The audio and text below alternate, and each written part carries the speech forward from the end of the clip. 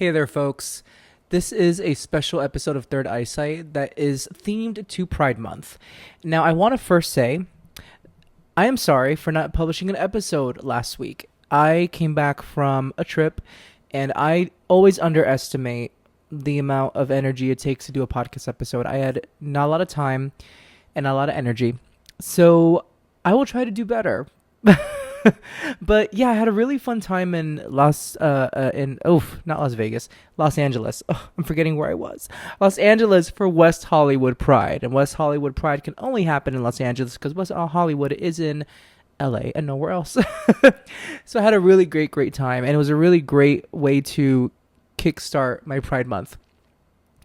Now, I want to talk in this episode about a theme, a topic that I'm focusing on as a coach, and I want to bring the soul and the spiritual element into this topic. And this topic is what it looks like, what it feels like to be proud of your body. And how can we look at that through a soulful lens, through a spiritual lens? Now, I said this is a pride-themed episode, but this is not just for gay men like myself to listen to or for other queer people to listen to. This can apply to anybody and everybody. So if you struggled with your body image, this episode is for you.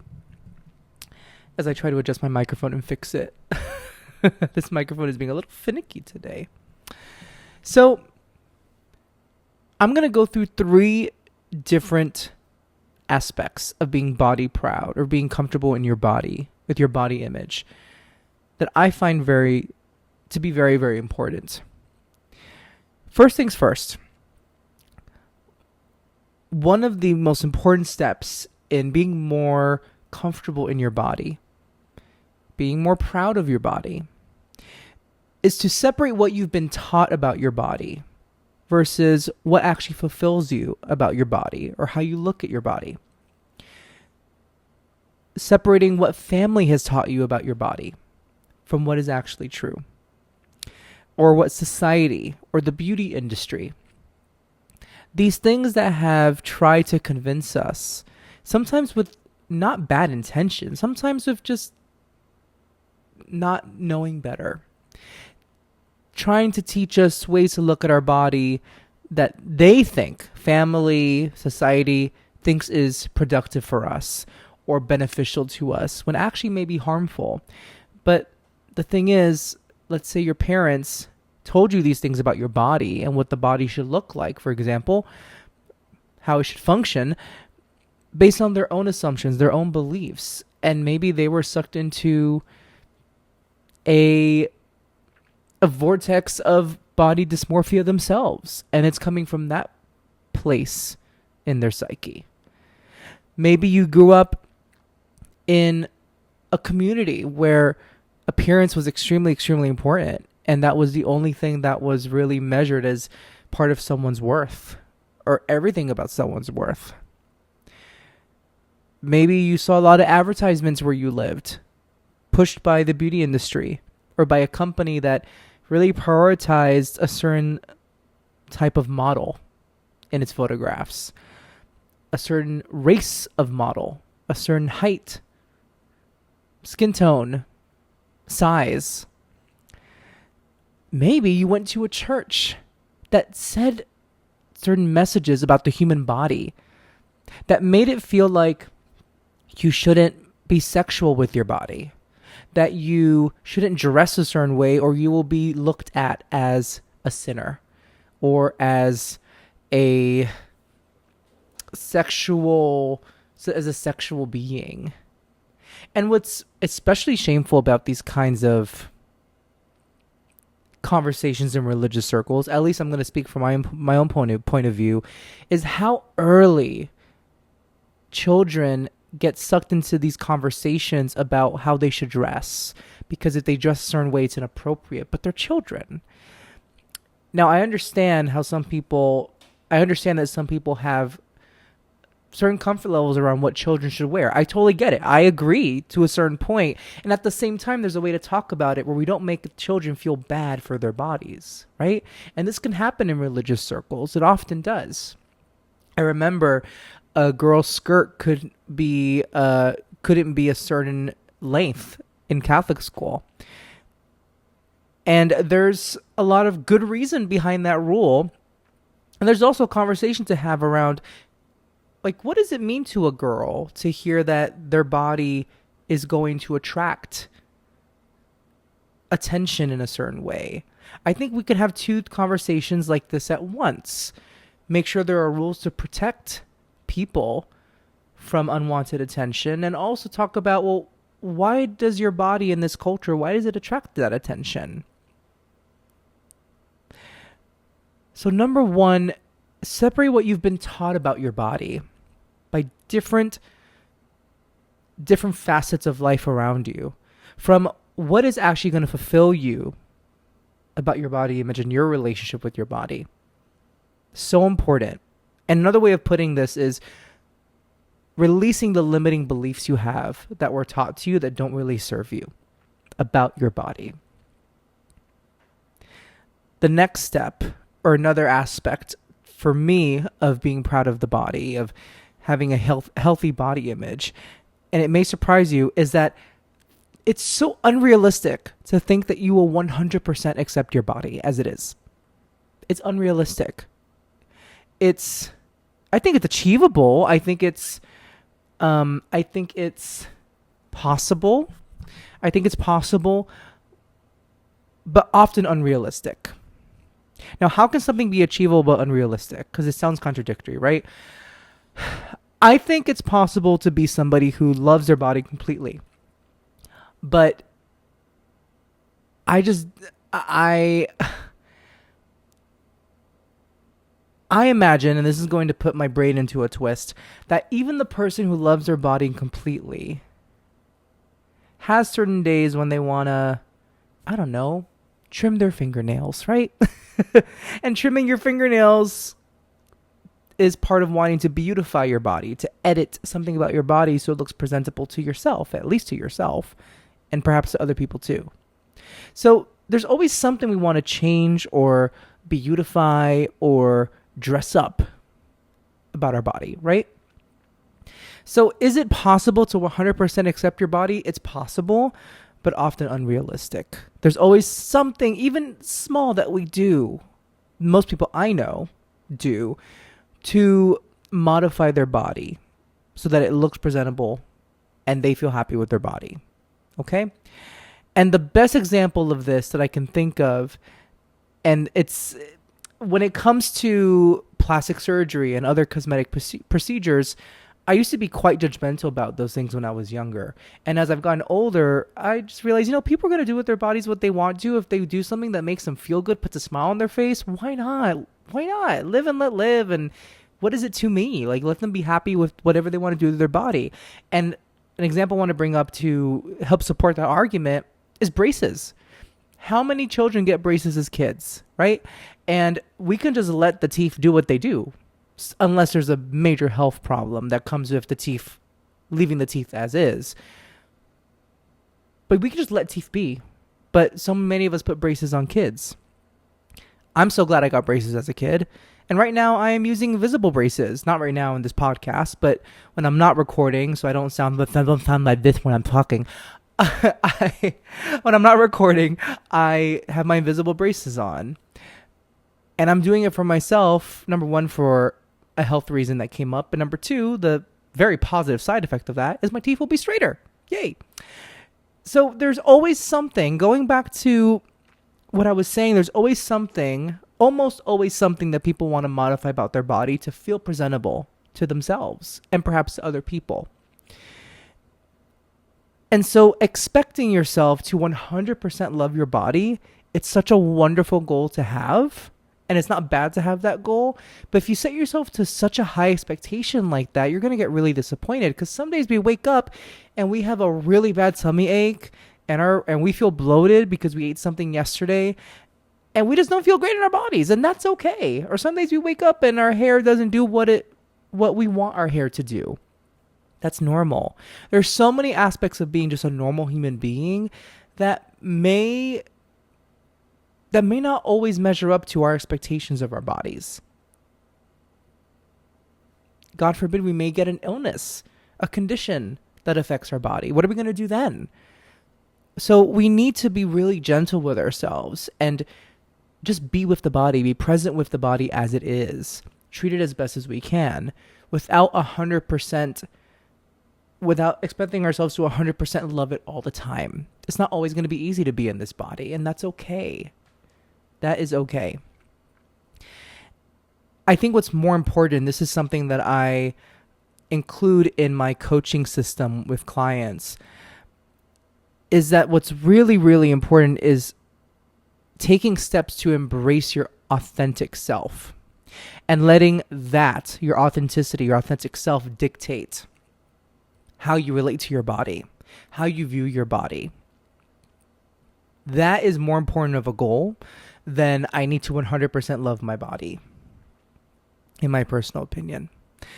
Because when you lead with your authenticity, you're drawing from a well that, and yes, we can change, we can evolve as human beings, right? But for the most part, you're drawing from a well that is pretty consistent. And that consistency is who you are. Who you are. As long as you are practicing integrity and being your true self as much as you can, in as many places as you can, that's consistent. The body is not always consistent. So when you learn to tap into your authentic self, embrace your authentic self, that well you're drawing from is endless. That comes from your soul. The body is limited. The body will not always be that well you can draw from and always, always, always count on. You can count on who you are. The last thing I want to mention as a third aspect of being body proud or having a healthy body image, and just to remind you, the first one was releasing those limiting beliefs, separating what you've been taught about your body from what's actually going to fulfill you in your relationship with your body. And second, what I just mentioned, being okay with not 100% loving your body sometimes.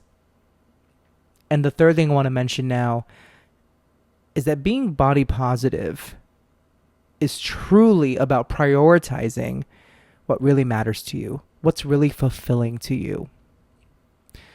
Is it your contentment? You being content with your life, your career, your friendships? Are these things taking first place over whether or not you look hot today? And I want to emphasize, there's nothing wrong with wanting to look good.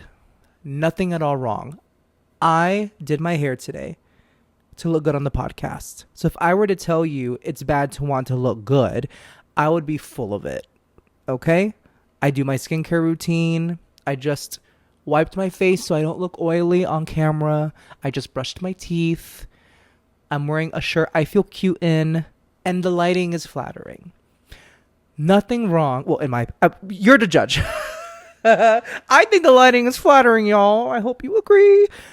Nothing wrong with wanting to look good. But this is on a sliding scale. There's a spectrum to this. If wanting to look good takes precedence over your contentment, over having fulfilling relationships, I think there's some conversations to have with ourselves, with yourself. So being in a healthy relationship with your body so much involves knowing what your priorities are. Your soul journey. Is your soul journey a priority? Is your spirituality a priority? And if you don't believe in anything, let's redefine what spiritual journey could mean. The journey of you, who you are. The journey of how you show up as a human being in your life. Again, authenticity. To me, the soulful journey is an authentic journey. It's a journey to even more on the authenticity. I believe we're on this planet as souls and human bodies to come back home to who we really are, and that's God. We are all truly parts of God. We are pieces of God. That is the goal of the journey, in my opinion. is to come back to that realization. And the faster we realize it, the more easy it is to live authentically, because authenticity is godliness. Someone's being authentic to themselves and not hurting themselves or anybody else while doing it, to me, that is true godliness. So is your soul journey taking priority? And I'll even dare to say, is the way you honor your soul, is the way you live authentically, showing in how you treat your body, showing in how you present your body? And there's no right or wrong answer. I'm not saying that someone pretty has more of a soulful journey than I do, than you do. That's not what I'm saying. No matter what someone looks like, no matter how they present themselves, authenticity needs to be at the center. And if they show up authentically as a human being,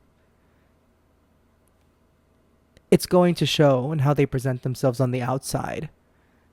And that could be wearing sweatpants all the time. It could be wearing Versace all the time. It doesn't matter what it is on the outside, as long as they're happy. Happiness and authenticity are the key. And look, if it's important for you to go to the gym, to build a lot of muscle, if it's important for you to get cosmetic surgery, if it's important for you to do certain things to make your body look a certain way, I think as long as you're not harming yourself or you're doing things safely, that's your business. And no one's to judge you. I think in body image culture, or rather body positivity culture, at least the one that trends online, sometimes there could be a lot of criticism of people who get Botox or take weight loss drugs. And there's a lot of conversation to be had about weight loss drugs and who really needs them versus who's taking them. That I'll absolutely acknowledge. But I'm not going to go into that conversation right now. I just want to focus on the behavior of taking weight loss to feel like you want to try and look a certain way. Okay, let's just focus on that for now. That's a whole other conversation I am not certified to speak about.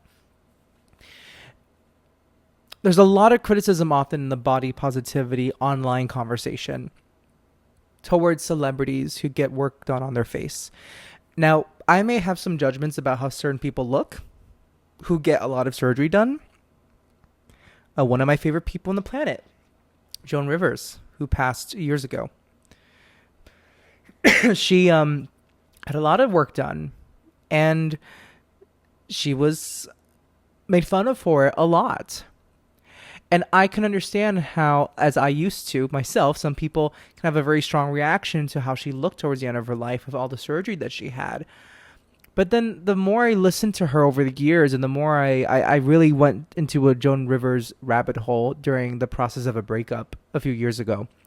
And I just grew to love her so much. And all that noise about how many surgeries she had, which she would joke about often, by the way, which I love, it just didn't matter to me anymore because I was looking at the soul. I was looking at how she expressed herself and how she was so authentic. And I know she's really fraught as a character. People have a lot of issue with her. I completely understand why they do. But just with celebrities, we may have our judgments, but it's really no one's business to know our judgments about other people's appearance, whether I agree with your judgment or not about a celebrity. But we live in an age where online comments are in great supply, and we want to express our opinion about, oh, that celebrity shouldn't have done that to her face. Why did he do that to his face? Maybe it's none of our business. And maybe at the end of the day, if that person did something to their face and it made them happy, what's it to us? We may have our judgments, but they don't matter. Because at the end of the day, the person who has to live with that appearance is that human being that we're talking about. And as long as that human being is happy and feels authentic in themselves, that's something to celebrate. It's something to celebrate. That's all that matters. So if what's fulfilling to you is getting something done like that, and you're doing it with the right professionals, if what's fulfilling to you is to always wear sweatpants, or to not wear makeup, or to wear a lot of makeup, or to work out at the gym, or to not work out at all with a dumbbell whatever, that's okay. As long as it feels authentic to you. There's no rule book that to look good and feel good with yourself or about yourself, you must do X, Y, Z. The most important thing is you take care of yourself. Physically take care of yourself the way you need to. And that's going to look different person to person because not everyone has the same kind of body. Not everyone has the same health conditions. It's unique to each person, what it means to take care of yourself. As long as you're doing that and you're authentic to who you are, you're winning life, in my opinion. That's winning life. I hope this episode shed some light on something for you if you struggle with your body image, the way I used to struggle with my body image. I hope that you remember to release those limiting beliefs, separate what you've been taught about your body from what really does work for you and what fulfills you in your relationship with your body. I hope that you know that you don't have to be 100% perfect with your body image and your body relationship. You don't have to 100% love your body every day. It's okay. It's okay to have a healthy relationship with your body and not always love it. That's fine. And I hope you remember also from this episode to know what your priorities are. To know that a life well lived is a life lived authentically. In relationships with people, in your work, in your relationship with yourself, and in your relationship with your body. So stay tuned next week for another episode, Focus on Body Image, and I will see you then. Take care. And happy Pride. This podcast is really about helping you trust your own intuition and step into your power. If you'd like to work with me directly, you can learn more at juanfrancisco.co. That's juanfrancisco.co. And please remember to subscribe to the podcast and share it with a friend.